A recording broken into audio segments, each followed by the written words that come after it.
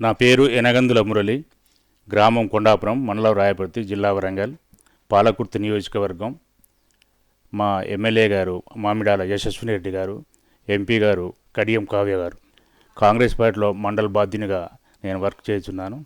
నేను 1985-86లో 10th class చదువుతున్నప్పుడే నేను SFI ఆర్గనైజేషన్లో పనిచేశాను, స్టూడెంట్ ఫెడరేషన్ ఆఫ్ ఇండియా.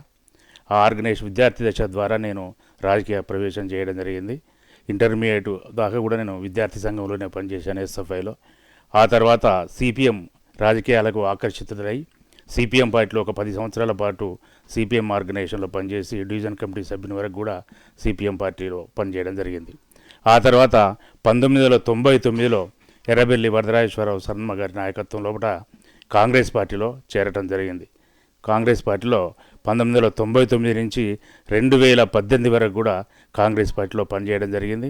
నేను కాంగ్రెస్ పార్టీలో వార్డు మెంబర్గా, పిఎస్సి డైరెక్టర్గా, గ్రామ పంచాయతీ సర్పంచ్గా పనిచేయడం జరిగింది. 2 సార్లు మార్కెట్ కమ్ డైరెక్టర్ కూడా పనిచేయడం జరిగింది.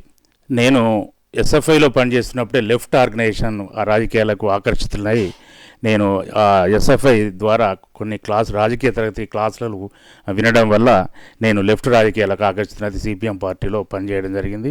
సిపిఎంలోనే 10 సంవత్సరాలు చేసిన తర్వాత రాను రాను కమ్యూనిస్టు పార్టీల ప్రభావం తగ్గుతున్న దృష్ట్యా వరదరాజేశ్వరరావు గారు, అప్పుడు స్వర్ణమ్మ గారు 1999లో అసెంబ్లీకి వర్ధనపేట కాన్స్టిట్యున్సీ అసెంబ్లీకి పోటీ చేస్తున్న తరుణంలో వరదరాజేశ్వరరావు మమ్మల్ని కలవడం జరిగింది. ఆ తరుణంలో కాంగ్రెస్ పార్టీలో పనిచేసినట్టయితే మాకు లైఫ్ ఉంటుందనే ఆలోచనతో, రాజకీయంగా లైఫ్ ఉంటుంది, అదేవిధంగా అప్పుడు రాష్ట్రంలో కాంగ్రెస్ పార్టీ అధికారంలోకి వస్తుందనే ఆలోచనతో నేను కాంగ్రెస్ పార్టీలో చేరడం జరిగింది. ఆ తర్వాత అప్పటికి రాకపోయినా 2004లో వైఎస్ రాజశేఖర రెడ్డి గారి నాయకత్వంలో కాంగ్రెస్ పార్టీకి అధికారంలోకి రావడం జరిగింది. ఆ తర్వాత నేను సర్పంచ్ని కూడా కావడం జరిగింది. కాంగ్రెస్ పార్టీలోకి మమ్మల్ని ఎర్రబెల్లి వరదరాజేశ్వరరావు శర్మ గారు ఆహ్వానించడం జరిగింది. వారి ఆహ్వానం మేరకే మేము కాంగ్రెస్ పార్టీలో చేరడం జరిగింది. మొట్టమొదటి నేను సింగిల్ విండో డైరెక్టర్గా చేయడం జరిగింది. అప్పుడు సింగిల్ విండో డైరెక్టర్గా పోటీ చేసినప్పుడు సిపిఎం పార్టీ నుంచి ఎన్నిక కావడం జరిగింది. 90 ఆ మధ్యకాలంలో 88-90 అప్పుడు నేను సింగిల్ విండో డైరెక్టర్గా జరిగింది. ఆ తర్వాత మిగతా వార్డు మెంబర్గా కానీ సర్పంచ్గా కానీ అన్నీ కూడా ఏంటంటే కాంగ్రెస్ పార్టీలో నిర్వహించడం జరిగింది. సర్పంచ్గా 2006 నుంచి 2011 వరకు సర్పంచ్గా చేయడం జరిగింది. నేను సర్పంచ్ల ఫోరం ప్రెసిడెంట్గా కూడా, రాయపర్తి మండల్ ప్రెసిడెంట్గా కూడా పనిచేశాను. ఆ తర్వాత డీలిమిటేషన్లో మేము పాలకుర్తి కాన్స్టిట్యున్సీకి చేంజ్ కావడం జరిగింది. అప్పుడు స్వర్గీయ దుగ్గ్యాల శ్రీనివాసరావు గారి నాయకత్వంలో మేము చాలా మంచి యాక్టివ్ కార్యకర్తగా పనిచేయడం జరిగింది. నేను ఉమ్మడి జిల్లా కమిటీ ఉపాధ్యక్షునిగా కూడా కాంగ్రెస్ పార్టీలో పనిచేశాను. మొట్టమొదటిసారిగా రాజేందర్ రెడ్డి గారు జిల్లా ప్రెసిడెంట్గా ఉన్నప్పుడు నేను ఉమ్మడి జిల్లా వైస్ ప్రెసిడెంట్గా కూడా కాంగ్రెస్ పార్టీలో పనిచేయడం జరిగింది. ఉమ్మడి వరంగల్ జిల్లాలో నేను సర్పంచ్గానే సంతృప్తి పడ్డాను. ఎందుకంటే ఒక గ్రామం మొదటి పౌరుడిగా ఉన్నాను. సరే, గ్రామంలో ఏ పని అయినా సర్పంచ్ ద్వారానే సరే ఆరంభం అవుతుంది కాబట్టి దాన్ని 5 సంవత్సరాల సర్పంచ్ పదవిలో చాలా తృప్తికరంగా నేను పనిచేయడం జరిగింది. గ్రామ పంచాయతీలో నేను సర్పంచ్గా కాగానే గ్రామంలో సైడ్ డ్రైన్స్ దాదాపు మొత్తం సైడ్ డ్రైన్స్ కూడా మొత్తం చేయడం జరిగింది. ఒక ఎంపీ ఫండ్ ద్వారా, అప్పుడు మాకు ఎమ్మెల్యే గారు లేకుండే, MLA opposition party MLA Dayakar Rao ఉండే, మేము కాంగ్రెస్ పార్టీలో ఉన్నాం. ఎంపీ ఫండ్స్ ద్వారా మరి సీసీ రోడ్లు కూడా వేయడం జరిగింది, డ్రైనేజీలు కూడా కంప్లీట్ చేయడం జరిగింది. అదేవిధంగా స్కూల్లో 3 బిల్డింగ్స్ కట్టియడం జరిగింది, వెటర్నరీ హాస్పిటల్ కట్టియడం జరిగింది, గ్రామ పంచాయతీ కాంపౌండ్ హాల్ నిర్మించడం జరిగింది. ఇలాంటి అభివృద్ధి పనులు దాదాపు గ్రామ పంచాయతీలను ఎలా దుర్వినియోగం చేయకుండా, ఎందుకంటే మాకు ఎమ్మెల్యే గారు లేరు కాబట్టి మాకున్న గ్రామ పంచాయతీ పరిధిలో ఉండే ఫండ్స్ని 100% సద్వినియోగం చేసుకొని గ్రామాభివృద్ధి కోసమే పనిచేయడం జరిగింది. అప్పుడున్నటువంటి రాజకీయాలలో ఏంటంటే గ్రామంలో ఒక నాయకుడు అనేవారు ఉండేటోడు. ఆ నాయకుడు చెప్తేనే మొత్తం కార్యకర్తలు కానీ ప్రజలు కానీ ఒక మాట మీద నిలబడుతూ మరి వారికి ఉన్నటువంటి వారి ద్వారా రాజకీయాలు చేసుకునేవారు. ఈరోజు గల్లీకి ఒక లీడరు, వాడకు ఒక లీడరు, అదేవిధంగా మరి చాలామంది నాయకులు అయినారు. గ్రామం అనేది ఒకరి కంట్రోల్లో లేకుండా అయిపోయింది. ఇలాంటి పరిస్థితి చూస్తుంటే కొంచెం అంటే ఎవరిని అప్పించుకోవాలన్నా కానీ ఎవరి దగ్గరికి వెళ్ళాలి, ఎవరిని సంప్రదించాలన్నటువంటి ప్రజలు కొంచెం సందిగ్ధమైనటువంటి పరిస్థితులలో ఉన్నారు. కాబట్టి ప్రజలను కూడా రాజకీయ నాయకులు ఇప్పుడు ఎక్కువ పట్టించుకోవడం లేదు. అప్పుడు మేము ఒక కాంపిటీషన్లో పనిచేసేవాళ్ళం. అప్పుడు తెలుగుదేశం పార్టీ ఉండేది, టీఆర్ఎస్ పార్టీ ఉండేది, ఇటు కాంగ్రెస్ పార్టీ ఉండేది. ఇట్లా ఉన్నప్పుడు మేము ఏం చేసేదంటే ఎవరి పార్టీ కార్యకర్తలను వాళ్ళు దక్కించుకోవాలి, ఎవరి పార్టీ కార్యకర్తలకు ఆపద వచ్చినా మేము ముందుపడి చేయాలి అని ఒక పోటీతత్వంతో రాజకీయాలు చేసేది. ఇప్పుడున్నటువంటి పరిస్థితుల్లో అధికారం ఎటుంటే గ్రామం అంతా అటే ఉంటుంది. అటే ఉండేసి ఎవరు కూడా సరిగ్గా పట్టించుకోకుండా, ప్రజల సమస్యలు పట్టించుకోకుండా ఏమవుతుందంటే ఎవరైనా మన పార్టీలో ఉంటున్నారు కదా పరిస్థితి. గత 4 సంవత్సరాల క్రితం 3 సంవత్సరాల క్రితం చూసుకున్న టీఆర్ఎస్ పరిస్థితి అన్ని ఊళ్ళలో టీఆర్ఎస్ పార్టీ ఉంది. ఈ రోజు చూసుకుంటే అన్ని ఊళ్ళలో చూస్తే కాంగ్రెస్ పార్టీ ఉన్నది. అలాంటప్పుడు కాంపిటీషన్ రాజకీయం అనేది లేకుండా గ్రామాలలో పోయింది. అది దానివల్ల ప్రజలు కూడా కొంచెం ఇబ్బంది పడుతున్నటువంటి పరిస్థితే. ఎప్పుడైనా రాజకీయ పార్టీలలో పోటీతత్వం ఉంటేనే మరి వాళ్ళు రాజకీయ నాయకులకు కూడా ఒక రకమైనటువంటి జంక్ ఉంటుంది. అదేవిధంగా ప్రజలు కూడా కరెక్ట్గా ప్రజలకు న్యాయం జరుగుతుంది అనేది నా ఉద్దేశం. అభివృద్ధి విషయంలో పోటీతత్వం ఉండాలి. అభివృద్ధి విషయంలో ఖచ్చితంగా పోటీతత్వం ఉండాలి. అదేవిధంగా కార్యకర్తలకు ఆపద వచ్చినప్పుడు పనిచేయడంలో కూడా ముందుబడి పనిచేసే విధంగా ఉండాలి. నా కార్యకర్తలకు ఎవరికైనా ఆపద వచ్చినప్పుడు నేను చేస్తా అనే విధంగా ఉండాలి. ఇప్పుడు ఊరంతా ఒకటే పార్టీ అయితే చేసినా చేయకపోయినా మన పార్టీ కదా అనే భావన నాయకులలో వస్తూ ఉన్నది. ఇప్పుడు నేను రాష్ట్ర నాయి బ్రాహ్మణ సంఘం రాష్ట్ర ప్రధాన కార్యదర్శిని. నేను ఇప్పుడు ప్రస్తుతానికి ఏంటంటే రాష్ట్రంలో ఉన్నటువంటి మాకు సంఘీయులందరినీ ఏకం చేయడం, అదేవిధంగా కమిటీలు లేని దగ్గర జిల్లా కమిటీలను ఏర్పాటు చేయడం, వారిని చైతన్యపరచడం, ఇదనేటువంటి కార్యక్రమాలు జరుగుతూ ఉన్నది. అదేవిధంగా మా జిల్లా కమిటీలు, మండల కమిటీ ఈ విధంగా మా ఆర్గనైజేషన్ పికప్ చేసుకోవడం కోసం, అదేవిధంగా వాళ్ళను చైతన్యం చేయడం కోసం ప్రయత్నం జరుగుతూ ఉన్నది. మా ఊళ్ళు ఏంటంటే తాత్కాలికమైనటువంటి వృత్తులను కోరుతూ ఉంటారు. నాయ బ్రాహ్మణులు ఏంటంటే మాకు కరెంటు బిల్లులు తగ్గాలని చెప్పేసి, లేకపోతే కార్పొరేట్ సేలింగ్స్ పెడతా ఉన్నారు, కార్పొరేట్ సేలులను నిరోధించాలని చెప్పేసి ఇటువంటి కార్యక్రమాలు జరుగుతూ ఉన్నాయి. ఇప్పుడు అసలు నేనేమంటా అంటే మనం రాజ్యాధికారంలోకి వెళ్ళాలి. నాయి బ్రాహ్మణులు ఉన్నటువంటి అంటే మన అసెంబ్లీ స్టార్ట్ అయిన దగ్గర నుంచి, అంటే రాష్ట్రం స్వాతంత్రం వచ్చిన దగ్గర నుంచి కూడా మాకు అసెంబ్లీలో కనీసం అడుగుపెట్టేటువంటి అర్హత ఇప్పటివరకు రాలే. మన ఉమ్మడి ఆంధ్రప్రదేశ్లో ఇప్పటి వరకు కూడా మా వాళ్ళు ఒకరు కూడా ఎమ్మెల్యే కానీ ఎమ్మెల్సీగా కానీ ఎన్నికైనటువంటి పరిస్థితి లేదు. అది ఇక వాళ్ళు అంటే పార్టీల వాళ్ళు అటువంటి అవకాశాన్ని ఇవ్వలేదు. ఇక ఇవ్వకపోవడం వల్ల ఆర్థికంగా మా వాళ్ళు చాలా వెనకబడి ఉంటారు. ఎవడో ఒకడు వెనక కొంచెం డబ్బులు ఉన్నా కానీ వాళ్ళకి టికెట్లు కూడా రాలేదు. వాళ్ళు ఎన్నికలలో ప్రధాన పార్టీలో ఎవరు కూడా టికెట్ కూడా ఇవ్వలేదు. ఎక్కడైనా కూడా ఇచ్చినా కానీ గెలిచే పరిస్థితి లేదు. మేము ఇప్పుడు ఏమంటున్నామంటే ఫస్ట్ ఒక ఎమ్మెల్యేగా ఎంపీగా మనం అసలు మనవుడు అనేటువంటి ప్రజాప్రతినిధులు ఉంటే మన వాయిస్ను అసెంబ్లీలో వినిపిస్తాడు. అప్పుడు మనకు కొంత న్యాయం జరుగుతుంది. ఫస్ట్ మనవులని చట్టసభలలో తీసుకుపోవాలనే ప్రధాన ఉద్దేశంతో మేము పనిచేయాలని చెప్పేసి అనుకుంటున్నాం, చేస్తున్నాం. ఒక అవకాశం ఉన్న కాడల్లా సరే డైరెక్టర్గా, వైస్ ప్రెసిడెంట్గా అట్లా వస్తున్నాయి. అక్కడ ఉన్నటువంటి రాజకీయాలు మేము ఫస్ట్ ఏమంటున్నామంటే మనోళ్ళు మా నాయి బ్రాహ్మణుడు జెండాలు మోసుడో లేకపోతే గోడలెమ్మటి రాజుడో అటువంటి పని చేయకండి. మీరు రాజకీయాలలో ముందు వెళ్ళండి. రాజకీయాలలో చొచ్చుకొని పోయిన వాళ్ళకే ప్రాధాన్యత ఉంటుంది. మనం వెనకాల ఉండి ఏదో రాజకీయ నాయకునికి పావులుగా కలపడం కాదు. మనం రాజకీయ నాయకులం కావాలి. మీరు రాజకీయాలలో చొచ్చుకొని వెళ్ళండి, రాజకీయాలలోకి ముందు వరుసలో ఉండండి. అప్పుడే మనకి ఏదైనా వస్తుంది, పదవులు వస్తాయి అని చెప్పేసి చెప్తాను. పాలకుర్తి కాన్స్టిట్యున్సీలో వాస్తవానికి ఝాన్సీ రెడ్డి గారు సరే అనుకోకుండా రాజకీయాలలోకి వచ్చారు. సరే మేము కూడా ఏం చేసినామంటే అసలు ఈ కాన్స్టిట్యున్సీలో ఎమ్మెల్యేగా ఎవరు నిలబడతారు, ఎవరైనా ఉన్నారా లేరా అనేటువంటి ప్రశ్న ఒకప్పుడు వేసుకున్నటువంటి పరిస్థితి. ఆ పరిస్థితులలో ఝాన్సీ రెడ్డి గారు అనుకోకుండా వచ్చారు. వారు కాలు పెట్టిన అదృష్టమో ఏమో, వారు మంచి మెజార్టీతో యశస్విని రెడ్డి గారు మంచి మెజార్టీతో ఎన్నికల్లో గెలుపొందడం జరిగింది. సరే ఆమె ఇక్కడ ఉన్నటువంటి రాజకీయాలను కొంచెం అర్థం చేసుకోవాల్సినటువంటి కొంత టైం పడుతుంది ఆమెకి. అసలు ఎవరు సీనియర్సు, ఎవరి చరిత్ర ఏంటి, ఎవరు ఎన్ని సంవత్సరాల నుంచి పార్టీలో పనిచేస్తున్నారు, మరి వాళ్ళకు ఉన్నటువంటి నేపథ్యం ఏంటి, అవన్నీ కొంచెం టైం పడుతూ ఉన్నది. ఇప్పుడు వారు అర్థం చేసుకుంటున్నారు.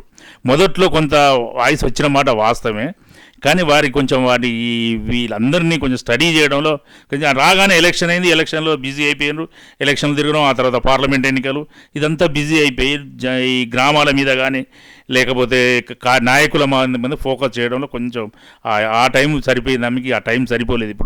ఇప్పుడు మొత్తం మీద ఝాన్సీ రెడ్డి గారు గ్రామాల మీదనే ఫోకస్ చేస్తున్నారు. సీనియర్స్ ఎవరు, వాళ్ళ నేపథ్యం ఏంటి, ఎన్ని సంవత్సరాల నుంచి వాళ్ళు పార్టీలో పనిచేస్తున్నారు, వారిని ఏ విధంగా మనం చూసుకోవాలనే ఆలోచన మీద ఇప్పుడు వారు అదే పని మీద ఉన్నారు. వారు ఖచ్చితంగా కొంతమంది సీనియర్స్ నర్వస్ అయిన మాట వాస్తవమే, కానీ వారందరినీ కూడా పిలుచుకొని మళ్ళీ మాట్లాడుతున్నారు. వాళ్ళందరినీ సెట్ చేస్తున్నారు. అంత సమస్య పోతే మళ్ళీ సీనియర్స్కు జూనియర్స్కు అందరికీ కూడా ఎవరి ప్రాధాన్యత వాళ్ళు ఖచ్చితంగా ఉంటుందని మేము భావిస్తూ ఉన్నాం. ఎమ్మెల్యే గారు చేయాల్సిన పని అధికారికంగా వారు చేయాల్సిన పని వారు చేస్తూ ఉన్నారు. పార్టీ ఆర్గనైజేషన్కి సంబంధించి ఒక ఇన్ఛార్జిగా ఆమె పార్టీ ఆర్గనైజేషన్, పార్టీ నిర్మాణం అంతా కూడా ఝాన్సీ రెడ్డి గారు చూసుకుంటున్నారు. అసెంబ్లీకి సంబంధించింది, లేకపోతే గవర్నమెంట్ పరంగా సంబంధించింది, అధికారులకు సంబంధించింది అంతా కూడా యశస్విని రెడ్డి గారు చూసుకుంటున్నారు.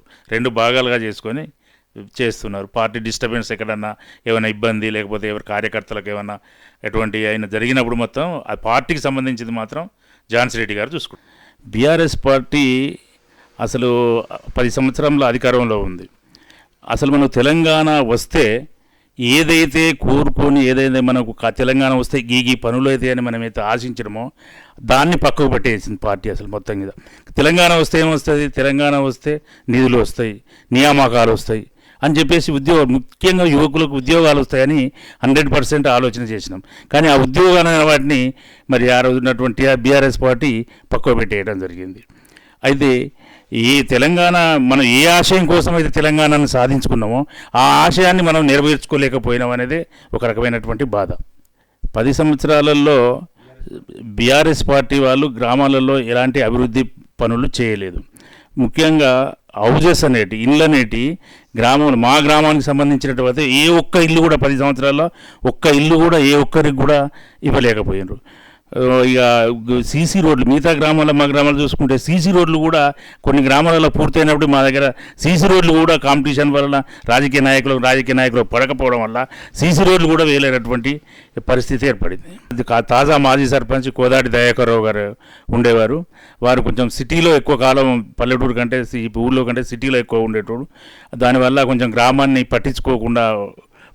పట్టించుకోలేదు. దానివల్ల కొంత అభివృద్ధి అనేది తగ్గుముఖం పట్టింది. గ్రామ పంచాయతీ కొత్త నిధులు అనేటి ఈ కొత్త సర్పంచ్ ఎన్నికలు కాకపోవడం వలన మనకు కేంద్రం నుంచి వచ్చేటువంటి బడ్జెట్ కానీ రాకపోవడం వలన మనకేంటంటే నిధులు ప్రత్యేకమైనటువంటి నిధులు రాలేదు. ఏమైనా ఇక లోకాల్లో ఉన్నటువంటి నిధులతోటే ఉన్నటువంటి దాంతో చేసుకోవడం తప్ప బయట నుంచి వచ్చే నిధులు మొత్తంగా కూడా రాకపోవడం వల్ల కొంత పుట్టుబడింది అనేది వాస్తవమే.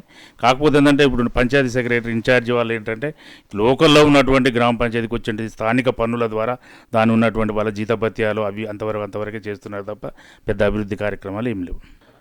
స్పెషల్ ఆఫీసర్స్ ద్వారా కేవలం గ్రామ పంచాయతీకి వచ్చే స్థానిక పనులు అంటే ఇంటి పనులు, నల్లా పనులు వాటితోటే వాళ్ళకున్న జీతభత్యాలు, కాకపోతే గ్రామాలలో పారిశుద్ధ్యం చేయడం వరకు గంతవరకే జరిగిందే తప్ప పెద్ద ముఖ్యమైనటువంటి అభివృద్ధి మాత్రం ఏం జరగలేదు. మేము వాస్తవానికి 6 గ్యారంటీలు అనే వాటిని మా గ్రామంలో లోతుగా ప్రజల దగ్గరికి తీసుకెళ్ళడం జరిగింది. కొంతమంది యూత్ పిల్లల్ని ఒక 10-20 మంది పిల్లల్ని సమీకరించి వాళ్ళకు స్పెషల్గా ట్రైనింగ్ ఇచ్చేసి వాళ్ళకు 6 గ్యారెంటీలకు సంబంధించినటువంటి కార్డ్స్ వాళ్ళకి ఇచ్చేసి డోర్ టు డోర్ వాళ్ళకు 6 గ్యారెంటీలను ప్రతి ఇంటికి, ప్రతి మనిషికి, ప్రతి ఓటర్కు కూడా మరి వాటిని మనం చదివి వినిపించి వాళ్ళకు గ్యారెంటీ కార్డును కూడా మనం ఇవ్వటం జరిగింది. మొత్తం మీద ఇక్కడ చాలా మైనార్టీలు ఉన్నటువంటి కాంగ్రెస్ పార్టీని 436 ఓట్ల మెజార్టీకి మనం కాంగ్రెస్ పార్టీకి మెజార్టీ ఓట్లు వేయించడం జరిగింది. పార్లమెంట్లో 350 ఓట్ల కొంచెం ఓటింగ్ తక్కువైంది. దానివల్ల ఏంటంటే 350 ఓట్ల మెజార్టీ పార్లమెంట్ ఎన్నికల్లో ఇప్పించడం జరిగింది. ఉప సర్పంచ్కి చెక్ పవర్ ఇవ్వడం అనేది కరెక్టే. ఎందుకంటే ప్రజాప్రతినిధుల ద్వారానే ఏదన్నా జరిగితే ఎందుకంటే ప్రజలకు పనులు జరగాలి. ప్రజలకు పనులు జరగాలి. ప్రజల రిప్రజెంటేషన్ ఎవరంటే సర్పంచ్, ఉప సర్పంచ్. ప్రజల రిప్రజెంటేషన్ ఉండడం వల్లనే అది 100% మంచి జరుగుతుంది అనేది నేను అనుకుంటున్నాను.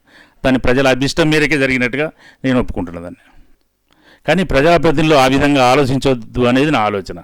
ఎందుకంటే ఇప్పుడు సర్పంచ్ ఎలక్షన్లే independent elections already independent elections కాబట్టి మనం కేవలం అభివృద్ధి మీదనే దృష్టి సాధించి అభివృద్ధి వాస్తవానికి పని జరిగినప్పుడు ఉప సర్పంచ్ అనేవాడు ఎలాంటి ఇబ్బంది లేకుండా సర్పంచ్కి సహకరించుకుంటూ దాన్ని సంతకం చేయాల్సిన అవసరం ఉంటుంది.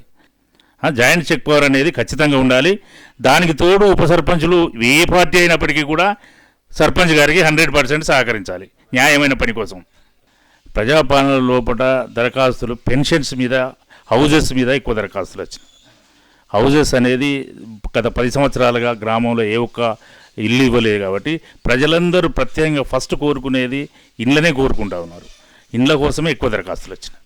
ఎస్సీ వర్గీకరణ అనేది సరే తప్పకుండా జరగాలి. ఎందుకంటే వాళ్ళ దాంట్లో మాలలు, మాదిగలు సరే అట్లా ఏబిసిడి వర్గీకరణ జరుగుతేనే హయ్యర్ ఫ్యామిలీ వాళ్ళకు, లోయర్ ఫ్యామిలీ వాళ్ళకు, అది ఆర్థికంగా వెనుకబడ్డ వాళ్ళకు ఒకే రకమైనటువంటి న్యాయం ఇప్పుడు జరుగుతుంది. కాబట్టి కొంచెం పేదవాడి వర్గీకరణ జరగడం వల్ల ఏంటంటే ఉన్నవాడికి పేదవాడికి కొంచెం తేడా అనేది కనిపిస్తుంది.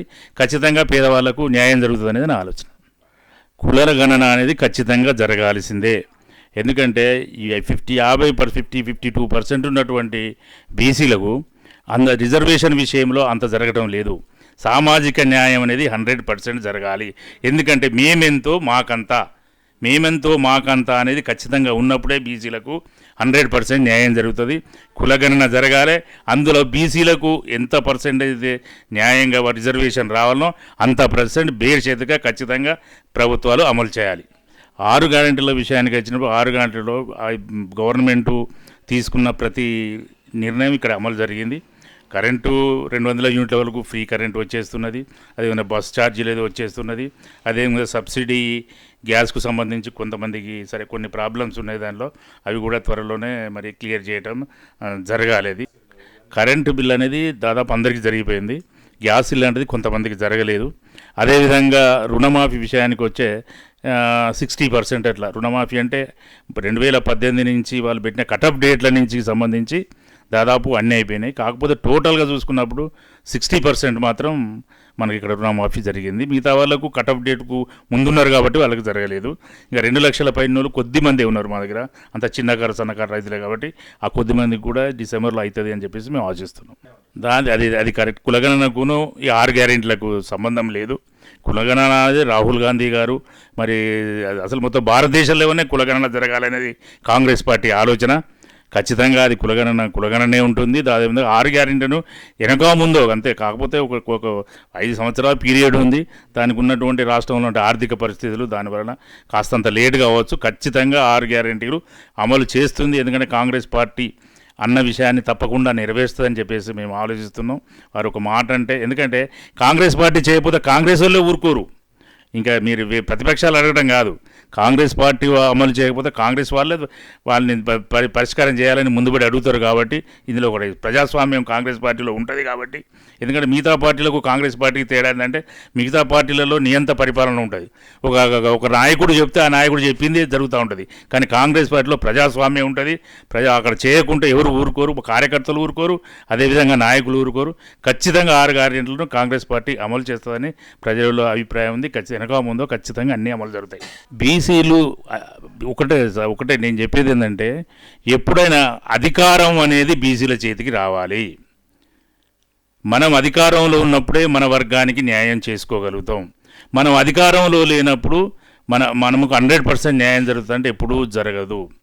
అందుకని దేశ జనాభాలో కానీ రాష్ట్ర జనాభాలో బీసీలు అధిక శాతం కాబట్టి బీసీల చేతికి అధికారం చేతిలోకి వచ్చినప్పుడే ఖచ్చితంగా బీసీలకు 100% న్యాయం జరుగుతుంది అనేది నా అభిప్రాయం.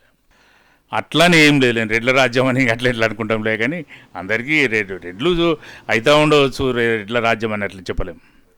దాన్ని అట్లని కాదు. ఇప్పుడు ఏంటంటే ఏ పార్టీ అయినా అధికారంలో రావడానికి ఏం చేస్తారంటే ఏ కాన్స్టిట్యున్సీలో ఎవరికి టికెట్ ఇస్తే ఎవరు గెలుస్తారు అనే ఆలోచనతో టికెట్ ఇస్తారు ఇవాళ పరిస్థితులలో. ఎందుకంటే అధికారంలో రావడానికి వాళ్ళకు ఎమ్మెల్యేలు ఎక్కువ మంది గెలవాలి. ఎమ్మెల్యేలు ఎక్కువ మంది గెలవాలంటే గెలిచే అభ్యర్థికి ఇవ్వాలి. గెలిచే అభ్యర్థి అంటే మనకు ఆర్థికంగా లేకపోతే రాజకీయంగా అన్ని రకాలుగా పలుకుబడి ఉండాలి. అట్లా ఉన్న వాళ్ళకే టికెట్ ఇస్తారు, వాళ్ళే గెలుస్తుంటారు. అందులో రెడ్లు ఎక్కువ ఉండవచ్చు, అది వేరే విషయం. ఉదాహరణకు బీసీఓనికి ఒక రెడ్డి వేరే అతను ఉన్నాడు, వేరే పార్టీ ఉన్నాడు, కాంగ్రెస్ వాడు బీసీఓనికి ఎవరో ఇచ్చింది అనుకోండి, వాడిని తట్టుకోలేక కాంగ్రెస్ పార్టీ అభ్యర్థి అక్కడ ఓడిపోయాడు అనుకో, అధికారమే కోల్పోవాల్సిన పరిస్థితి ఏర్పడుతుంది. అందుకని ఇప్పుడు ఉన్న రాజకీయ పార్టీలు ఏవైనా కానీ ఏం చేస్తున్నారంటే గెలిచే గుర్రాలకే టికెట్ ఇచ్చే పరిస్థితిలో ఉంది. అందులో వాళ్ళు ఎక్కువ పర్సెంట్ ఉండవచ్చు, దానికి కాదంటలేం. కాకపోతే ఏంటంటే అధికారం రావడానికి కోసం పార్టీలు ప్రయత్నం చేస్తూ ఉంటాయి. బీసీలలో ఐక్యత లేదనేది వాస్తవం 100%. ఎందుకంటే ఇది నిచ్చెన మెట్ల వ్యవస్థ, కుల వ్యవస్థ అనేది నిచ్చెన మెట్ల వ్యవస్థ. మన బీసీలలో చాలా రకమైనటువంటి కులాలు ఉన్నాయి. చాలా రకాల కులం అంటే ఒక కులం కంటే నేను ఎక్కువ, ఇంకో కులం కంటే నేను ఎక్కువ, ఆ కులం కంటే నేను ఎక్కువ, లేకపోతే వాడు నాకంటే తక్కువ, వీడు నాకంటే తక్కువ అనే ఫీలింగ్లలో బీసీలు ఉన్నారు. మేమంతా బీసీలు అనేది ఒకే అభిప్రాయంతో బీసీలు ఉన్నప్పుడు ఖచ్చితంగా బీసీలు రాజ్యాధికారాన్ని చేపడతారు. కాకపోతే ఏంటంటే ఇండ్ల చాలా కులాలు ఉన్నాయి కాబట్టి ఈ కులాల మధ్య భేదాల వల్ల బీసీలు ఐక్యం కాలేకపోతున్నారు. దీన్ని ఏం తీసుకురావాలంటే ఖచ్చితంగా మేమంతా బీసీలు అనే ఒక ఆలోచన తీసుకొచ్చినప్పుడే బీసీలు అధికార పగ్గాలు చేపట్టేటువంటి ఆలోచన ఉంటుంది.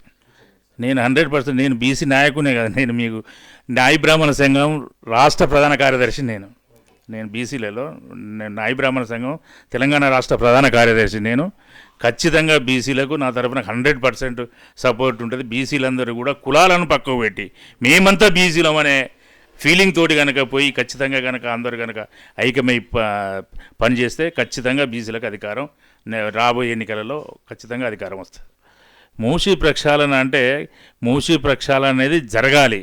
కాకపోతే ఏంటంటే ఒక మంచి పని చేసినప్పుడు అందులో కొంతమందికి ఇబ్బంది కూడా జరగవచ్చు. దాంట్లో కొంతమంది పేదవాళ్లకు జరుగుతూ ఉన్నది. ఆ పేదవాళ్లకు న్యాయం చేసుకుంటూ మూసి ప్రక్షాళన జరగాలి. పేదవాళ్ళకు మాత్రం దానికి పరోక్షంగా వాళ్ళకి సంబంధించి వాళ్ళకు తప్పకుండా న్యాయం చేసి వాళ్ళకు పునరావాసం కల్పించాలి. పార్టీ ఏ అవకాశం ఏది ఇస్తే దానికి నేను పోటీ చేయడానికి తయారుగా ఉన్నాను. అంటే సర్పంచ్గానైనా లేకపోతే ఒకవేళ మండల్ లెవెల్లో కానీ మా ఎంపీపీగా కానీ జెడ్పీటీసీగా కానీ ఏదైనా కానీ ఒకవేళ కాంగ్రెస్ పార్టీ కనుక ఆదేశిస్తే, మా నాయకురాలు యశస్విని రెడ్డి కానీ ఝాన్సీ రెడ్డి గారు కానీ ఆదేశిస్తే వారి మాట ప్రకారంగా దేనికి పోటీ చేయమని నేను దానికి వారి మాట ప్రకారంగా పోటీ చేస్తాను. సరే, ఇది డబ్బు మద్యం అనేది వాస్తవానికి డబ్బు మద్యం లేనిది ఎన్నికలు జరగడం చాలా కష్టంగా ఉన్నటువంటి పరిస్థితి. కాకపోతే ఏంటంటే మేము మొదటి నుంచి చిన్నప్పటి నుంచి అంటే 10th క్లాస్ నుంచే నేను రాజకీయాలలో ఉన్నాను. ప్రజలతోటి సంబంధాలు ఉన్నాయి. ప్రతినిత్యం నేను ప్రతిరోజు ఏదో ఒక సమస్య మీద ప్రజలలోకి వెళ్తున్నాను, ప్రజల సమస్యలతో ఉంటాను. నాకు డబ్బు మాత్రం అంత అవసరం పడదు. నా దగ్గర డబ్బులు కూడా వాస్తవానికి లేవు. నాకు డబ్బులంత అవసరం ఎక్కువ పడదు. నేను ప్రజలతో మమేకమై ప్రతిరోజు ప్రజలలో ఉంటా కాబట్టి నేను ప్రజల మనిషిని కాబట్టి నాకు డబ్బుతోటి పెద్ద అవసరం ఏముండదు. ఖచ్చితంగా యువకులు రాజకీయాలకు రావాలి, చదువుకున్న వాళ్ళు రాజకీయాలకు రావాలి. చదువుకున్న వాళ్ళు రాజకీయాలకు వస్తేనే ఖచ్చితంగా మరి మంచి జరుగుతుంది. ఖచ్చితంగా యువకులు చదువుకున్న వాళ్ళు ఖచ్చితంగా రాజకీయాలలోకి రావాలి. కొండాపురం ప్రజలకు కూడా నేను అదే చెప్తా ఉన్నాను. భవిష్యత్తు స్థానిక సంస్థల ఎన్నికలలో ఎవరైతే ప్రజల కోసం పనిచేస్తారో వాళ్ళకి ఓట్లు వేయండి. మరి మద్యానికి డబ్బులకు అమ్ముడుపోకుండా న్యాయంగా ప్రజల మనిషికి ఓట్లు వేయండి అని చెప్తాను. నేను ప్రజాప్రతినిధిగా గతంలో చేసినప్పటి కూడా గ్రామంలో ఉన్నాను. నేను ఇప్పటికీ నాకు 55 సంవత్సరాలు. ఇక నేను ఉండేది కూడా ఎప్పటికీ గ్రామంలో ఉంటా. ఇక నేను సిటీకి పోయే అటువంటి అవకాశం లేదు. రేపు ప్రజాప్రతినిధి అయినా గ్రామంలో ఉంటా, ప్రజాప్రతినిధి కాకపోయినా ప్రజల మధ్యనే ఉంటా. నేను సిటీకి పోయే సమస్య లేదు. గ్రామంలోనే ఉండి ప్రజల కోసమే పనిచేస్తా. అధికారం ఉన్నా ప్రజల కోసమే చేస్తా, అధికారం లేకపోయినా ప్రజల కోసమే పనిచేస్తా.